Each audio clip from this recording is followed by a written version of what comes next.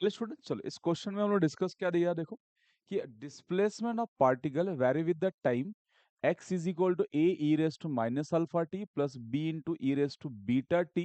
Then बोल रहा है यहाँ पे अल्फा बीटा ए बी क्या दिया, positive constant. Then velocity will be, okay velocity क्या होगा, इंक्रीज हो रहा है डिक्रीज हो रहा है। फिर आपको पूछ रहा है या independent of alpha and beta. Okay जब भी आपको पूछे वेलोसिटी इंक्रीज हो रहा है कि डिक्रीज हो रहा है, तो चेक करो एक्सेलरेशन क्या। अगर एक्सेलरेशन पॉजिटिव आएगा तो वेलोसिटी इंक्रीज होगा, एक्सेलरेशन निगेटिव आएगा तो वेलोसिटी क्या होगा, डिक्रीज होगा। तो इनडायरेक्टली इस क्वेश्चन में हमें क्या निकालना है, हमें एक्सेलरेशन निकालना है।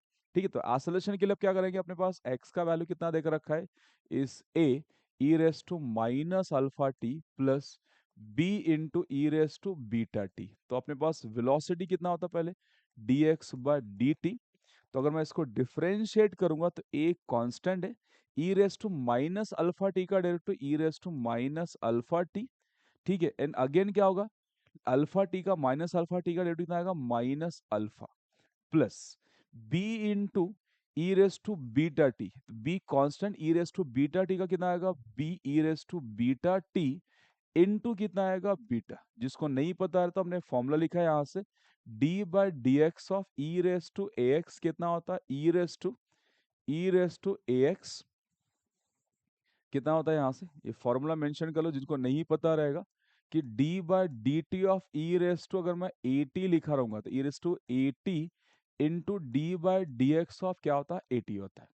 तो अपने पास यहाँ से क्या था, ई रेस टू बीटा टी था, तो e raise to beta t का e raise to beta T आएगा, फिर बीटा टी का डेटू कितना होगा, बीटा। ठीक है, चलो ये मिल गया अपने पास वेलोसिटी, इसको अच्छे से लिख लेते हैं।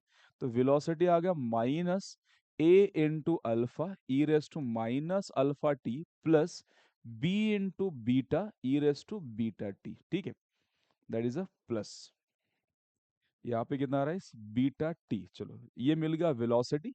अब मुझे क्या चाहिए, एक्सेलरेशन चाहिए। ठीक है, अब ये वेलोसिटी देखो निगेटिव और ये पॉजिटिव आ रहा है, चेक करते हैं एक्सेलरेशन क्या आता है। तो एक्सेलरेशन का फॉर्मूला है acceleration is equal to d v by d t. D v by d t मतलब इसका डेरिवेटिव। तो ध्यान से देखो, चलो यहाँ पे माइनस ए अल्फा कॉन्स्टेंट ये ऐसे ही रहेगा, तो ये माइनस ए इंटू अल्फा ऐसे। अब इसका डेरिवेटिव कितना आएगा, e raise to minus alpha t and फिर से माइनस अल्फा टी का डेरिवेटिव, जैसे ना d by d t of e raise to t का e raise to t again a t का डेरिवेटिव। तो कितना आएगा अपने पास यहाँ पे, इस माइनस अल्फा प्लस, दूसरे में आते हैं ये बी इंटू बीटा, कॉन्स्टेंट ऐसे रहेगा। तो इसके बाद बचा क्या अपने पास, यहाँ से बी इंटू बीटा ऐसे, e raise to beta t का derivative e raise to beta t into beta. चलो ध्यान से देखो, ये माइनस माइनस इधर आके क्या होगा, प्लस हो गया। तो यहाँ क्या बोलोगे, ये a into alpha square e raise to minus alpha t plus b into beta square plus b into beta square into e raise to, यहाँ से क्या आ रहा है आपके पास, बीटा टी। अब ध्यान से देखो, ये वाला भी वैल्यू पॉजिटिव और ये वाला भी वैल्यू पॉजिटिव, मतलब ओवरऑल क्या है अपने पास, एक्सेलरेशन पॉजिटिव आ रहा है। तो आप क्या बोलोगे यहाँ पे, एक्सेलरेशन क्या आ रहा है, ग्रेटर देन जीरो आ रहा है। और एक्सेलरेशन ग्रेटर देन जीरो है, इसका मतलब क्या होगा, एक्सेलरेशन पॉजिटिव है। तो आप बोल सकते हो अगर एक्सेलरेशन पॉजिटिव है तो वेलोसिटी क्या होगा, इस इंक्रीज होगा। कहीं पे दिया है क्या ऑप्शंस, तो गोज ऑन डिक्रीज, ऑप्शन क्या, डी। तो इस क्वेश्चन में थोड़ा सा कॉम्प्लिकेशन क्या है, ये डेरिवेटिव आपको आना चाहिए। तो डेरिवेटिव के लिए वो फॉर्मूला याद रखो, e raise to a t का derivative e raise to a t, and बाद में अगेन क्या होगा, तो जो पावर होता है उसका फिर से डेरिवेटिव। चलो डेरिवेटिव लेने के बाद अपने पास एक्सेलरेशन मिल गया, एक्सेलरेशन पॉजिटिव आ रहा है, इसका मतलब क्या हो रहा है, वेलोसिटी इंक्रीज। ठीक है, चलो थैंक यू।